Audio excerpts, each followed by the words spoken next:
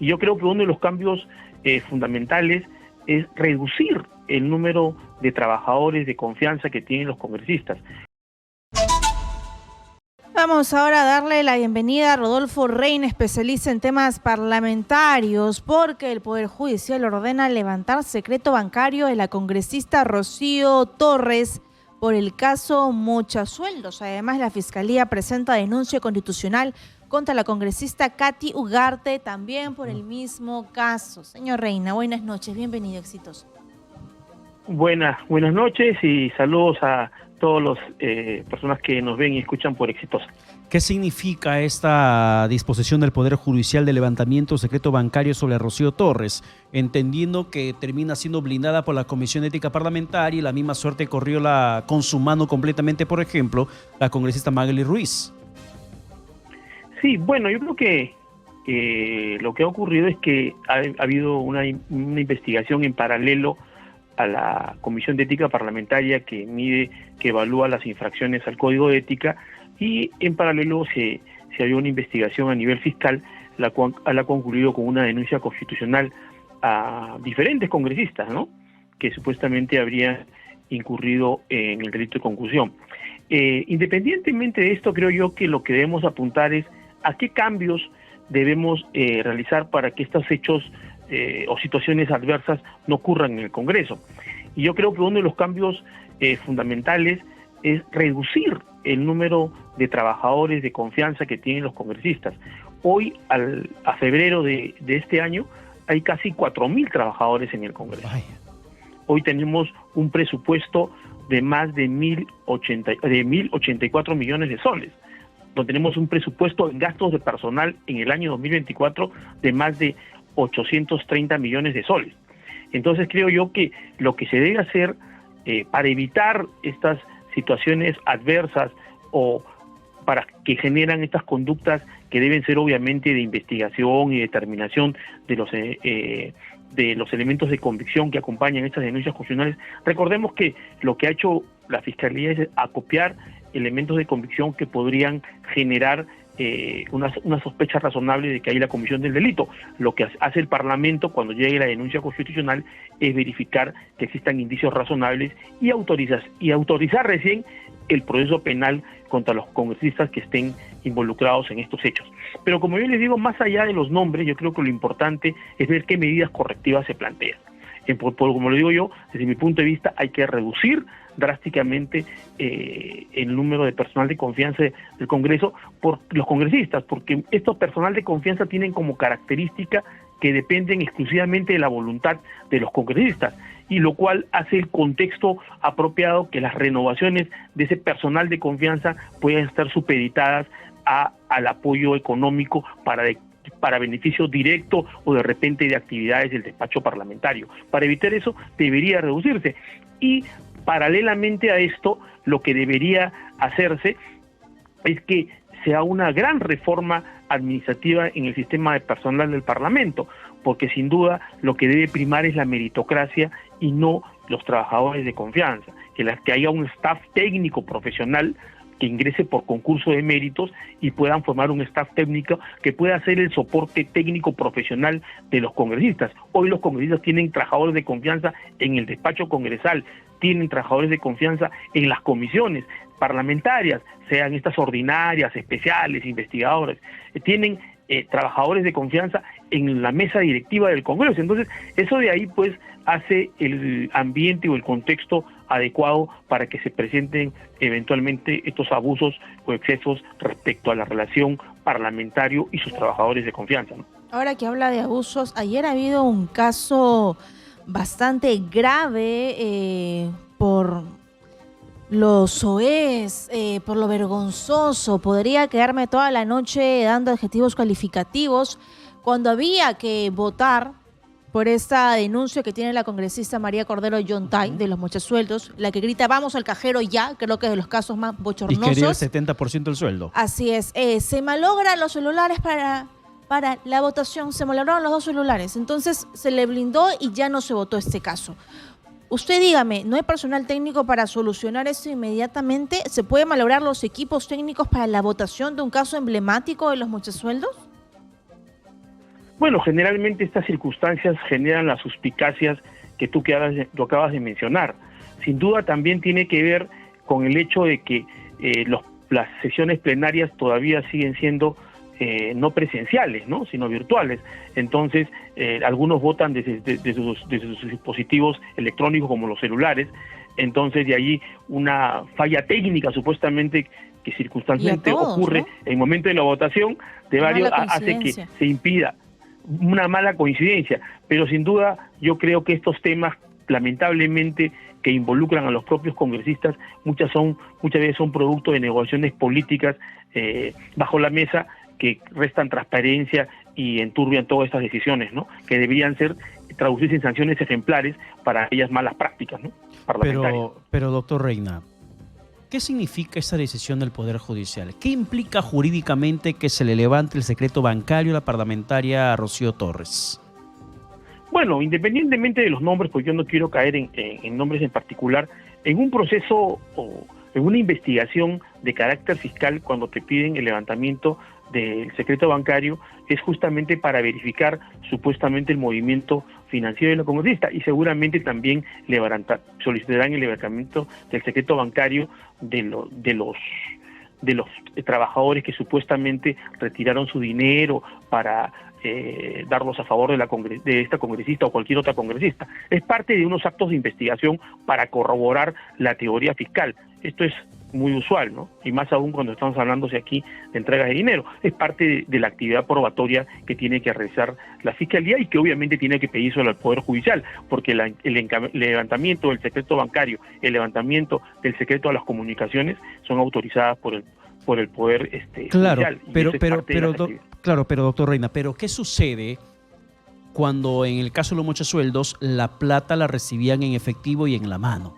Y no directamente las congresistas implicadas, sino el asesor, algún trabajador en particular que era el encargado, según las declaraciones de los denunciantes, en pedir los sueldos o los montos cada fecha de pago.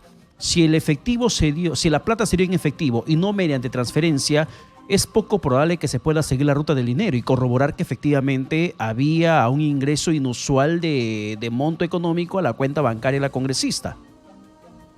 Bueno, en general, sin duda, la actividad probatoria para reprochar una conducta penal a un investigado, sea congresista o no, recae en el Ministerio Público. Obviamente, cuando los actos de corrupción en general se hacen en efectivo, dificultan su probanza. Sin embargo, estos tipos de conductas que provienen de actos de corrupción, y hay una doctrina jurisprudencial muy abundante respecto a que se construyen a partir de pruebas indirectas o indicios, que tienen que ser plurales, concurrentes y conducentes al hecho que se incrimina. De ahí que, por ejemplo, en cualquier caso de corrupción es muy difícil, porque con la corrupción no te da recibo. Entonces, ¿qué cosa ocurre? Que obviamente sí, aquel que dice que ha entregado dinero a una determinado funcionario tiene que acreditar por lo menos el retiro de ese dinero, ¿no es cierto?, para acreditar la preexistencia de dinero, y que ese dinero muchas veces ha habido casos en que se entregan a cuentas de personal de confianza del funcionario público o de un familiar o de una empresa vinculada. Entonces eso comienza ya a ser parte de los actos de investigación de hechos plurales, concurrentes, conducentes, que pueden inferir lógicamente que la imputación que se hace pueda haberse dado, porque siempre es muy difícil en delitos de corrupción que tener una prueba directa.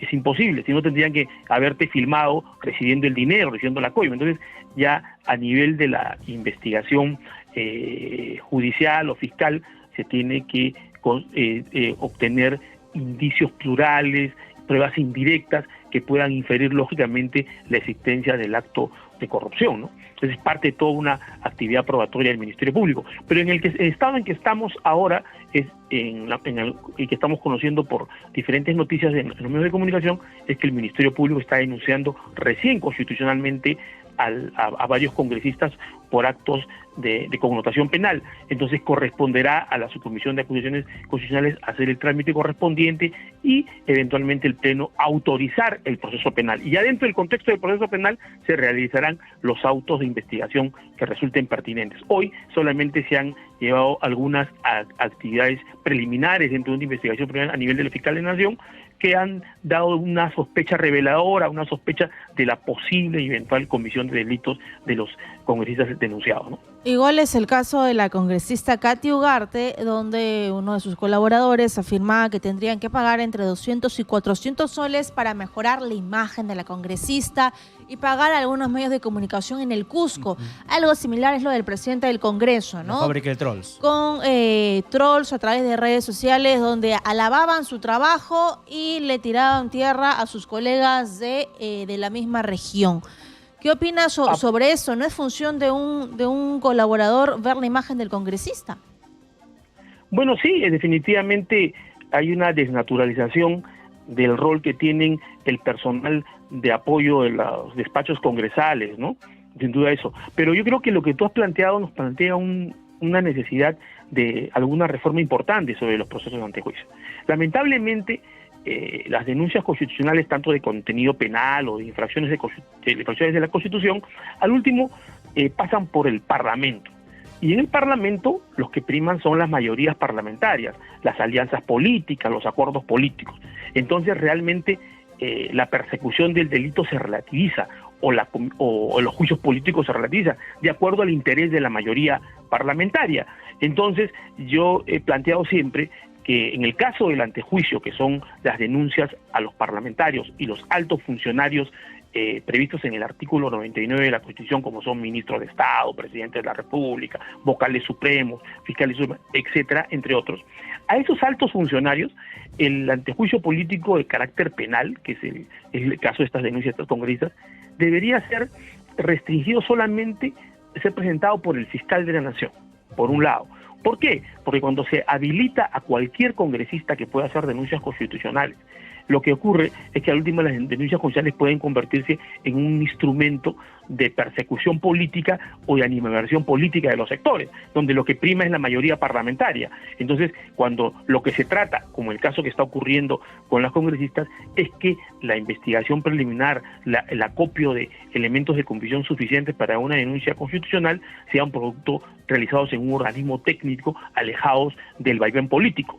Es por eso que yo creo que las denuncias constitucionales deberían plantearse solamente por el fiscal de la Nación y no plantearse por los parlamentarios, porque si no, al último las mayorías parlamentarias terminan denunciando, sea por delitos de contenido penal o por infracciones constitucionales que son de méritos políticos, en base a los criterios de la mayoría parlamentaria hegemónica en el Parlamento, y se convierte en un mecanismo de represalia política. Entonces yo creo que deberíamos reformular eso, e inclusive los juicios políticos, que son las sanciones por infracciones políticas y no por actos ilícitos penales, también deberían tener un mecanismo de revisión muy célere. Hoy estamos siendo testigos, actualmente ahorita en estos momentos, el debate respecto a la sanción política que se está haciendo a los integrantes de la Junta Nacional de Justicia. Yo creo que cuando el Congreso ejerce esa potestad sancionadora, en el caso de los juicios políticos, debería existir un procedimiento célere de revisión para ver si se han vulnerado o no los derechos fundamentales de los investigados por un juicio político, y donde el Congreso sí tiene facultad de sanción, como es el caso de los integrantes de la Junta Nacional de Justicia. Y por eso en algunos sectores han planteado la posibilidad de que las sanciones políticas dadas por el Parlamento puedan ser revisadas en un proceso célere ante el Tribunal Constitucional para evitar arbitrariedades, porque sabemos nosotros que frente a un eventual abuso que se pueda dar en el Congreso por la mayoría parlamentaria, mediante un juicio político que sancione a los altos funcionarios públicos a través de la suspensión, la destitución o la inhabilitación, una acción de amparo dura mucho tiempo y puede resultar irreparable el daño. Bien. Entonces yo creo que debería crearse un procedimiento ad hoc para poder revisar estas sanciones políticas, como es el caso de la Junta Nacional de Justicia, en un procedimiento muy acotado ante el Tribunal Constitucional. Bien, doctor Reina, muchas gracias por la comunicación alcanzada. Gracias a ustedes y saludos a todos los amigos de Exitosa.